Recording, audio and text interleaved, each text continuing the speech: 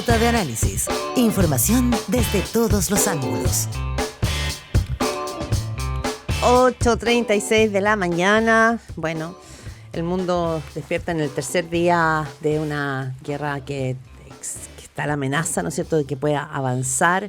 Hay posibilidades de que Donald Trump quiera dialogar. Irán ha ido tomando represalias contra Estados Unidos, entra ahora el Líbano. Entonces, así parte marzo con esa tensión al alza.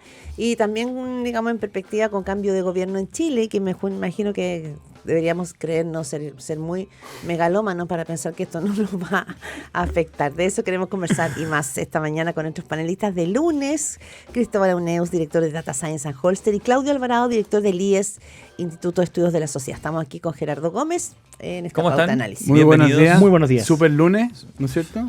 Bienvenido, Marzo. Gerardo odia la palabra super lunes. Ah, ya, perdón. Yo encuentro que regreso a la Todo normalidad nomás. Ni super 8, ni super nada. Supernova, nada de eso. Nada de esas cosas, no está nada super. Oye, muy grave lo que está ocurriendo en Oriente Medio. Chile ya adoptó postura a través del presidente Gabriel Boric. El canciller Alfredo Moreno nos decía que Chile no debería ser tan apresurado en entregar estas posturas donde condena tal cosa, sino que más bien hacer llamados al diálogo, a la paz, que debería ir más en esa línea que decir no estamos en ninguna de las dos barbaries que están ocurriendo allí. ¿Qué le ha parecido lo que está ocurriendo allá, por supuesto, y el rol que juega de Chile, que somos una cosa minúscula, bien lejana? A ver, es terrible lo que está pasando. Ahora, Trump había estado anunciando que esto podía venir. Esto ya es una seguidilla de cosas. Perdona, anunciando, pero sí, con negociaciones abiertas. Sí, no, ¿sí? sí, O sea, a eso sí, iba, ¿no es cierto? Como que amenazando mientras estaba en la mesa y todo. Es una forma de negociación. Pues, claro. Lo que uno ve en la prensa que está saliendo es que a Trump le gusta hacer estas cosas cuando el país está débil, ¿no es cierto? Lo de Venezuela, esto ahora ya habían habido ataques, él ya había destruido supuestamente este sitio nuclear. Él está hablando de una guerra de 4 semanas, eso no me parece, una invasión de 4 semanas, eso no me parece corto. Ya vimos el efecto en el aumento del precio del petróleo y esto va a tener repercusiones en Chile por la parte económica. Si el precio del petróleo sigue subiendo y se mantiene, la inflación va a volver y eso va a ser un problema. Pasó con Ucrania, recordemos lo que pasó con Ucrania. Claro, pero este efecto económico puede ser más grande, sobre todo lo que ustedes reportaban al principio del impacto que está teniendo el ataque en Arabia Saudita, ¿no es cierto? Entonces, aumentando la inflación, se le hace más enredado el ajuste fiscal y toda la evolución económica que van a tener las nuevas autoridades. Claudio Alvarado. Efectivamente una tragedia como toda guerra de esta índole, que al mismo tiempo levanta muchas preguntas digo, en distintos niveles. Una de las más incómodas, que por supuesto aquí no vamos a poder abordar en toda su complejidad, pero que surge sobre la mesa, es que Donald Trump, con los problemas que tiene, con las críticas justificadas que ha recibido, en fin, igual está provocando algo que no deja de ser impresionante, digamos. O sea, cae Maduro, una de las peores dictaduras latinoamericanas, ahora el régimen ayatolá, una de las peores tiranías a nivel global. Digo, o sea, algo me parece que debe llevar a preguntarse a los actores políticos, intelectuales, por qué un actor como Trump es el que provoca esto, digamos. O sea, ¿tiene que llegar Trump para que caiga en ese tipo de tiranía? Es incómoda la pregunta, tampoco pero digamos importante. que Trump va con la bandera de la democracia, tampoco es que va diciendo lo que necesitamos es democracia, lo que hace es intervenir, digamos. Y eso también levanta... Y apropiarse del petróleo. No, efectivamente, no, sí, o sea, claramente digamos, la agenda de Donald Trump pone los intereses tal y como él lo entiende por delante, pero también es interesante eso, porque el hecho de que no vaya con la bandera de la democracia por delante tiene los defectos y puntos ciegos obvios, pero al mismo tiempo también augura algo que en principio es de menor duración que las cruzadas anteriores norteamericanas, donde la bandera de la democracia llevaba a estar décadas en un país. Aquí se habla de 4 semanas, y tampoco es evidente que esa estadía larga fuera lo mejor, digamos. O sea, claro, de hecho la evaluación con Irak fue mala. Así es. Fue muy mala. Para los objetivos de Estados Unidos, porque no pudieron instaurar una democracia, no hubo buenas instituciones, entonces yo creo que, como bien dice Claudio, aprendieron de eso. Claro, pero en Venezuela tampoco han instalado una democracia. Por eso mismo, porque aprendieron yo creo que de Afganistán, de Irak. Cuando tú derrocas, en este caso, a Ali Khamenei, no es que derrocas al régimen, sacas solamente al líder supremo, porque esta es una dictadura que está muy bien enraizada, está al 77. Oye, déjeme hacer un margen, por favor, y aprovechar la condición de economista de Cristóbal Uneus. El IMASEC acaba de conocerse, la actividad económica de enero tuvo una caída frente a igual periodo del año pasado, bajó un 0,1%, decepcionante se ha calificado, porque está lejos de lo que esperaba el mercado, que incluso hubiese un crecimiento. ¿Cómo te parece el dato? Refuerza la idea de que el ajuste económico viene duro, ¿no es cierto? Con actividad... ¿Y que tiene que hacerse? Es que por el lado fiscal, de todas maneras, si queremos ajustar el balance estructural y la diferencia entre lo que gastamos y el ingreso que tenemos. Claudio. No, sin duda. O sea, efectivamente el ajuste va por diversos motivos. Y además también esto, ya que estamos en periodo de balance, ¿cierto? El gobierno termina, como recordaba Claudio al comienzo. Esto también va a ser uno de los temas que va a estar sobre la mesa. O sea, el desempeño económico del país durante el gobierno del presidente Boric fue objetivamente muy deficiente. Digamos, uno después puede buscar atenuantes, explicaciones y es parte de la discusión política.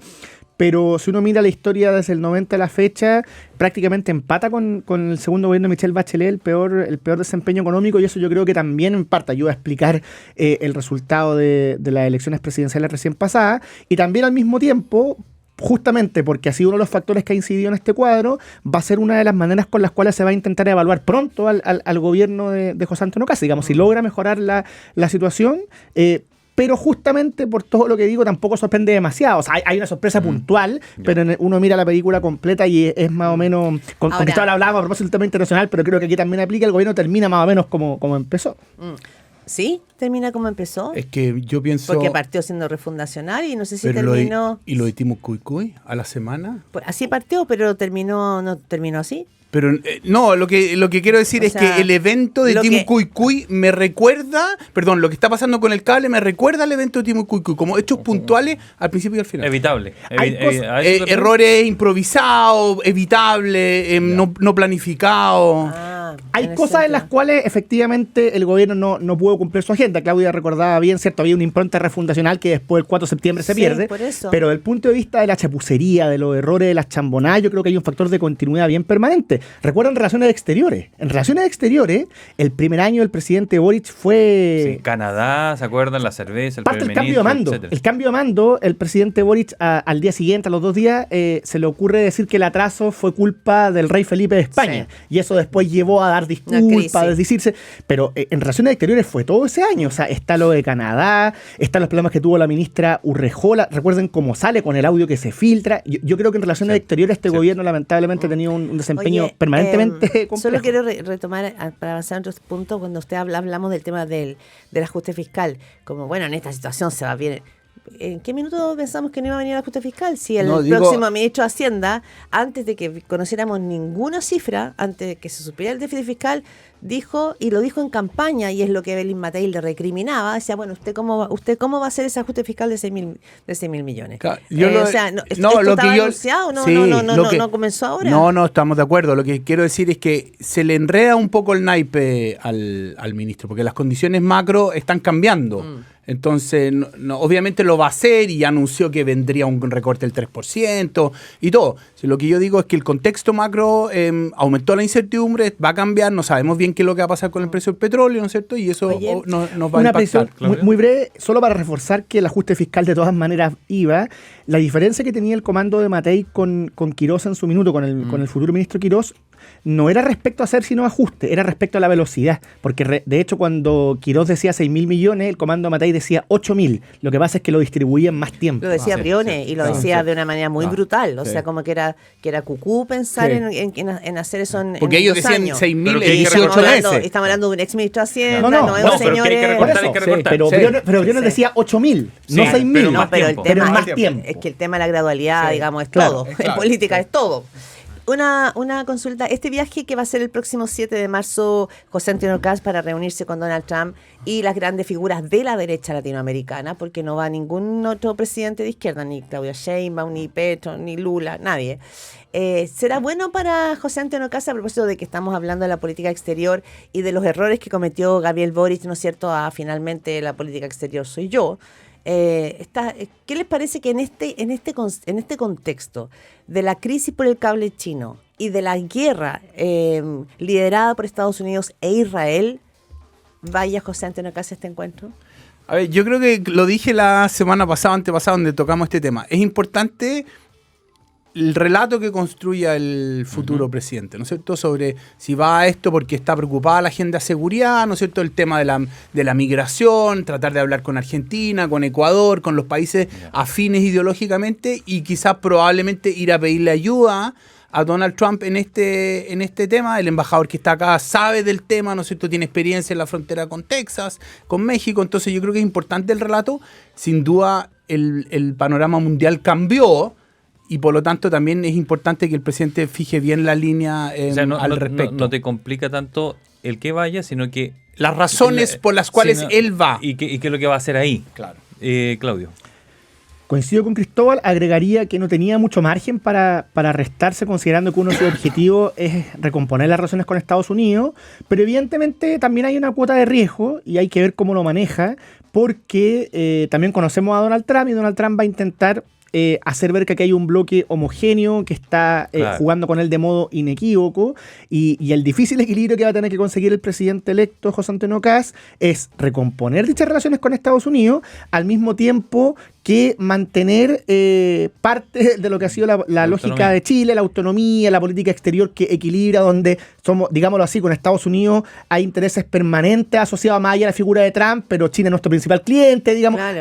hay que lograr manejarlo, y eso requiere mucha cintura, mucha muñeca política, pero la salida comunicacional y discursiva que permita facilitar las cosas, yo creo que es la que dice Cristóbal, ¿cierto? O sea, justificar esta visita en virtud de lo que se pueda construir en materia de seguridad, que esto le suma al continente, es difícil, pero me parece que se puede. Para China lo importante va a ser lo que diga Donald Trump, en el sentido de que si Donald Trump quiere posicionar y traer a estos socios a su incondicional terreno, porque a él le gusta la incondicionalidad, no va a estar atento, porque entre medio José Antonio Caz va a tener que resolver el lío chino. Uy, pero tiene... No, muy crítico, pero Caz tiene una oportunidad, hay que ver cómo sale esto, digamos. Yo insisto que hay una cuota de riesgo, pero tiene una oportunidad, una ventaja a su favor, según cómo sean las cosas que quiera fijar Trump, y es que como todavía no es presidente en ejercicio el momento del viaje, si es que se produce, por ejemplo, algún documento en que firmen los presidentes en ejercicio, él podría restarse con esa excusa. Oye, ahora, sabemos que Trump va a hacer eso, lo que dice Claudia. Obvio. Sí, que va a decir públicamente estamos todos de acuerdo que estamos todos de acuerdo, que me apoyan en la guerra, aunque no hayan hablado del tema, él va a usarlo para su beneficio, y probablemente cuando fijó la fecha sabía que el ataque en Irán iba a venir y iba a ser antes. Oye, nos decía Alfredo Moreno que ahora estaba como, no usó esa palabra, pero estaba en el zapato chino de Chile por lo del cable submarino, ¿no? Pero que él decía que Chile ha sabido salir de estos problemas. Por ejemplo, recordó que él había inaugurado embajada en territorio palestino. Que dijo, el presidente Boris lo anunció, dijo, pero no sabía que nosotros ya habíamos inaugurado embajada y teníamos esta embajadora allá. Dijo, pero en esa oportunidad yo fui y hablé con Israel y me junté con Netanyahu. Y Netanyahu logré que entendiera, es decir, se pueden hacer las cosas de ir por ese delgado camino del medio. ¿Cómo lo ven ahora con el cable? Porque de verdad es un problema.